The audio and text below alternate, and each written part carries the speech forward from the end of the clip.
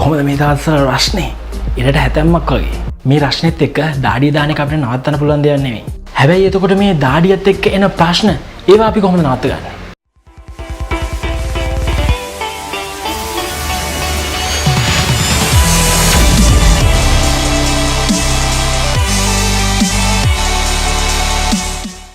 ඔයගොල්ලන් ආදරෙන් පිළිගන්නවා ෆැෂන් විත් දේව YouTube channel එකට.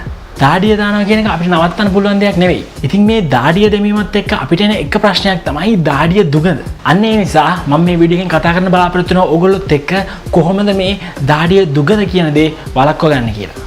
ඉතින් තව ඉස්සරහට මේ වීඩියෝ ගැන කතා කරන්න කලින් ඔයගොල්ලෝ තාමත් ෆැෂන් විත් දේව YouTube channel එක subscribe කරලා නැත්නම් ඉක්මනටම subscribe button එක ඔබලා subscribe කෙනෙක් වෙන්න.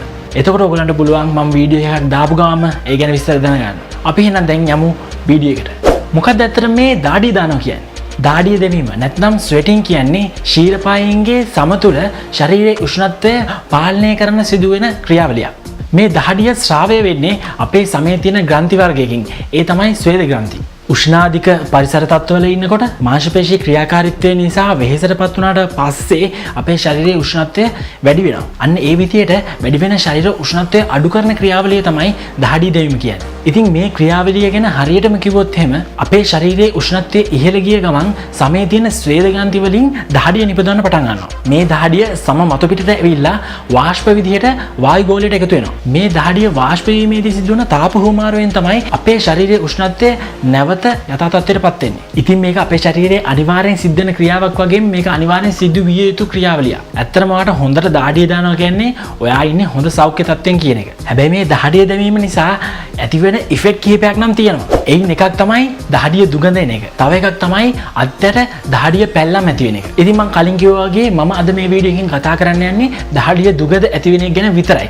අද්දට දාඩිය පැල්ලම් ඇති වෙන එක ගැන මම ඊළඟ වීඩියෝ එකෙන් ඔයගලන්ට කතා කරන්න බලාපොරොත්තු වෙනවා. මොකද මේ වීඩියෝ එකේ මේක කරන්න ගියොත් මේ වීඩියෝ ගොඩක් ලොකු වෙලා ඔයගලන්ට බලන්න බැරි තරම් බෝරින් වෙන්න ඉඩ තියෙනවා. දැන් එහෙනම් කතා කරමු දාඩිය දුගඳ ඇතිවීම ගැන. දාඩිය දුගඳ කියන දේ ඇති වෙන බරපතලම තත්ත්වය තමයි කවදාවත් තමන්ගේ දාඩිය දුගඳ තමන්ටම දැනෙන්නේ නැති එක. ඇත්තම කිව්වොත් මේකෙන් ගොඩක් අපහසුතාවයටපත් වෙන්නේ ඔයාටත් වඩා ඔයාගේ අවට වටපිටාවේ අසල ඉන්න කට්ටිය. අනිත් බරපතලම කාරණාව තමයි ඔයාගේ අවට ඉන්න කට්ටිය වුණත් ඔයාට මේක එකපාරට කියන්න කැමති වෙන්නේ නැහැ. ඉතින් හිතන්නකෝ මේ වගේ තත්ත්වයක් තියෙන එක ඔයා මොනම ආකාරයක රිලේෂන්ෂිප් එකක් හදාගන්න එකට ගොඩක් ලොකු බාධාවක්. මොකද මේකෙන් ගොඩක් ලොකු ඉෆෙක්ට් එකක් ඔයාගේ සෞඛ්‍යයට ඇති වෙන්නේ නැහැ. හැබැයි ඔයාගේ පර්සනැලිටි එකට මේක ගොඩක් බලපානවා. ඉතින් මේ දාඩිය දුගඳ තමන්ටම දැනෙන්නේ නැහැ කියලා කිව්වහම සමහර කට්ටියට ප්‍රශ්නයක් වෙන්නත් පුළුවන්. කොහොමද එහෙම වෙන්නේ කියලා.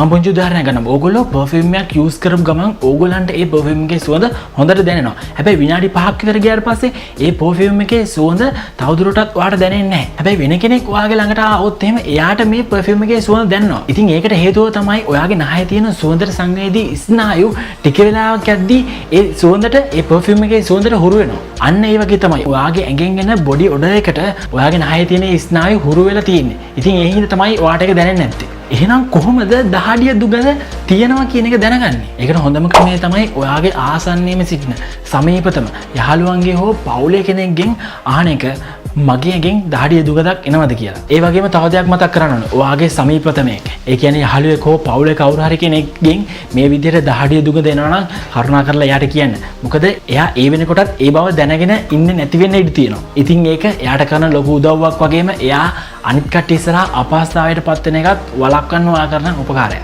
අනිත් එක තමයි ඔයාගේ ඇඟෙන් දාඩිය දුගඳක් ආවත් නැතත් ඔයා දාඩිය දුගඳ වළක්වන ක්‍රමයක් යූස් කරන එක. එතකොට ඔයා දාඩිය දුගඳ කියන දේ ගැන කිසිම බයක් ඇති කරගන්න ඕනේ නැහැ. ඊළඟට එන ප්‍රශ්නේ තමයි ඇයි අපි මේ දාඩියෙන් දුගඳක් එන්නේ කියන එක. ඇත්තම දේ තමයි අපේ දාඩියෙන් දුගඳක් හමන්නේ නැහැ. දාඩිය කියන්නේ ඔඩර්ලස් දෙයක්.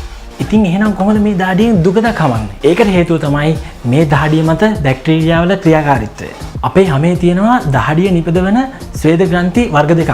ඉතින් මේ ග්‍රන්ථි වර්ග දෙකෙන්ම නිපදවන දාඩිය වල වැඩිපුරම අන්තර්ගත වෙන්නේ ජලය හා ලවණ වර්ග. ඒත් මේ එක ස්වේද ග්‍රන්ථි වර්ගයකින් ප්‍රෝටීන හා මේද අම්ලත් නිපදවෙනවා. ඕගොල්ලෝ දැකලා ඇති සමහර අයගේ ඇඳුම් වල අත් යට කහපාට දාඩිය පැල්ලම් තියෙනවා. ඒකට ප්‍රධානතම හේතුව තමයි මේ මේද අම්ල හා ප්‍රෝටීන් වර්ග. ඉතින් මෙන්න මේ කියන ප්‍රෝටීන් හා මේද අම්ල ස්‍රාවය කරන ස්වේද ග්‍රන්ථි වැඩිපුරම තියෙන්නේ අපේ ශරීරයේ උෂ්ණත්වය වැඩි තැන්වල. ඒ කියන්නේ අපේ අත් යට සහ ඉකිලි ආශ්‍රිත ප්‍රදේශවල. ඉතින් අපේ සම්පූර්ණ ශරීරයේම සමගත්තොත් මේ හැම තැනකම බැක්ටීරියා ජීවත් වෙනවා. හැබැයි මේ අත්යට බැක්ටීරියාවන්ගේ වර්ධනය හා ක්‍රියාකාරීත්වය අනිත් තැන් වලට වඩා ගොඩක් වැඩි.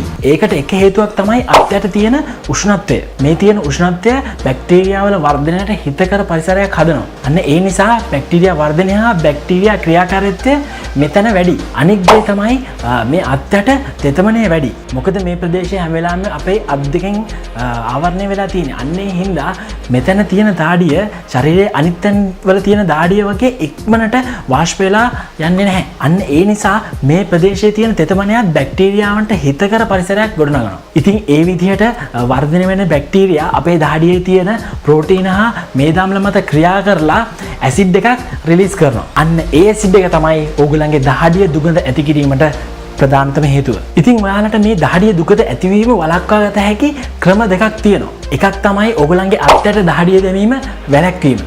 අනිත් එක තමයි ඕගොල්ලන්ගේ අත්යට තියෙන දහඩිය මත බැක්ටීරියා වර්ධනය වැළැක්වීම. ඉතින් මේ අත්යට දහඩිය දාන එක වළක්ව ගන්න එක ගැන මම කතා කරනවා ඊළඟ වීඩියෝ එකේ. අද මම කතා කරන්නේ අත්යට තියෙන දහඩිය වල බැක්ටීරියා වර්ධනය ක්‍රියාකාරීත්වය නවත්වන විදිහ ගැන. ඉතින් ඒ විදිහට අත්යට තියෙන බැක්ටීරියා වර්ධනය නවත්වන්න තියෙන එක ක්‍රමයක් තමයි ඩියෝඩ්‍රන්ට් එකක් යූස් කරන එක. ඩියෝඩ්‍රන්ට් එකෙන් කරන්නේ ඕගොල්ලන්ගේ අත්යට තියෙන බැක්ටීරියා වර්ධනය නවත්වන එක. නැත්නම් බැක්ටීරියා විනාශ කරන එක. ඉතින් බැක්ටීරියා වර්ධනයක් වෙන්නේ නැහැ. නැත්නම් බැක්ටීරියා නැහැ කියන්නේ ඔයාගේ දහඩියෙන් දුගදක් එන විදිහක් නැහැ. ඉතින් මේ ඩියෝඩ්‍රන්ට් වල ප්‍රධාන වශයෙන්ම අන්තර්ගත ද්‍රව්‍ය තමයි ඇල්කොහොල්. මේ ඇල්කොහොල් වලට තියෙනවා බැක්ටීරියා විනාශ කිරීමේ හැකියාවක්. අන්න ඒ නිසා තමයි ඇල්කොහොල් ඩියෝඩ්‍රන්ට් වලට යූස් කරන්නේ. ඉතින් අද වෙනකොට මාකට් එකේ ඩියෝඩ්‍රන්ට් ටයිප්ස් 3ක් තියෙනවා. ඒ තමයි ඩියෝඩ්‍රන්ට් ස්ප්‍රේ, ඒ වගේම ඩියෝඩ්‍රන්ට් රෝල් ඔන්, ඒ වගේම ඩියෝඩ්‍රන්ට් ස්ටික්. දැන් අපි බලමු හරියට කොහොමද ඩියෝඩ්‍රන්ට් එකක් යූස් කරන්න කියලා. ඔයා ඩියෝඩ්‍රන්ට් එකක් යූස් කරන්න පටන් ගන්නවා නම් මුලින්ම කරන්න ඕන දෙයක් තමයි ඔයාගේ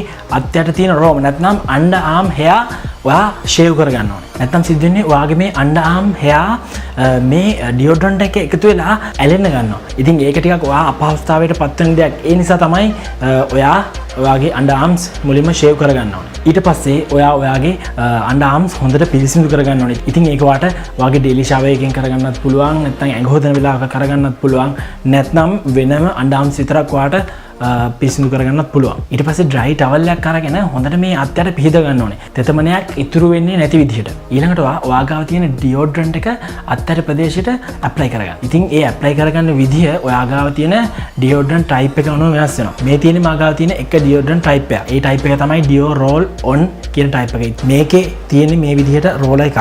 ඒ රෝල එකෙන් තමයි ඔයාගේ අන්ඩර් ආම්ස් වලට මේක ඇප්ලයි කරගන්න ඕනේ. මගාව තියෙන මේ ප්‍රොඩක්ට් එක නම් ස්පෙෂලි මෙන්ස්ලටම හදපු එකක්. මේක ටිකක් එක්ස්පෙන්සිව් රුපියල් 750ක් විතර වෙනවා. හැබැයි ඔයාට සාමාන්‍ය ඩියෝ රෝල් ඔන් එකක් රුපියල් 400 විතර ඉඳන් ඉහළට ගන්න පුළුවන්. ඉතින් අන්න ඒ වගේ දේවල් ටිකක් තමයි මට මේ වීඩියෝ එකෙන් ඔයගොල්ලොත් එක්ක කතා කරන්න උමලාලා තිබ්බේ. මම හිතනවා ඔයගොල්ලෝ දැනගෙන ඉඳපු නැති සමහර කරුණු මේ වීඩියෝ එකෙන් දැනගන්න නැති කියලා. ඒ වගේම මම කලින් කිව්වා වගේ මේ දහඩිය දැමීම නිසා ඇතිවෙන තවත් ප්‍රශ්නයක් වෙන අපේ අත්යට තියෙන දහඩිය පැල්ලම් ගැන සහ මේ දහඩිය දැමීමත් මේ ඩියෝඩ්‍රන්ට් භාවිතයත් අතර තියෙන මිත්‍යා මත ගැන මගේ ඊළඟ වීඩියෝ එකෙන් මම කතා කරන්න බලාපොරොත්තු වෙනවා. ඉතින් මේ වීඩියෝ ගැන ඕගොල්ලන්ට හිතෙන දේවල් ඒ වගේම ඔයා කලින් ඩියෝඩ්‍රන්ට් එක යූස් කරලා තියෙනවා නම් ඔයාගේ අත්දැකීමුත් පහළ කමෙන්ට් සෙක්ෂන් එකේ කමෙන්ට් කරන්න. ඒ වගේම මම කලින් මතක් කරා වගේ ෆැෂන් විත් ඩේව් YouTube channel එක subscribe කරන්න අමතක කරන්න එපා. ඒ වගේම පල්ලා description එකේ දාලා තියෙනවා ෆැෂන් විත් ඩේව් Facebook page එකේ link එක හා ෆැෂන් විත් ඩේව් Instagram link එක. ඉතින් ඒ social media වලනොත් මාව like කරන්න follow කරන්න අමතක කරන්න එපා. එතකොට ඕගලන්ට ඒවා හරහාත් මම වීඩියෝ එකක් දාපු ගාම ඒ විස්තර දැනගන්න පුළුවන්. ඉතින් එහෙනම් මේ වගේ තවත් fashion related වීඩියෝ එකකින් ඕගලන්ගේ ඉක්මනටම හමු වෙන අදහසින් මම දැන් ඕගලන්ගෙන් සමු ගන්නවා. ඕගලන්ට good luck.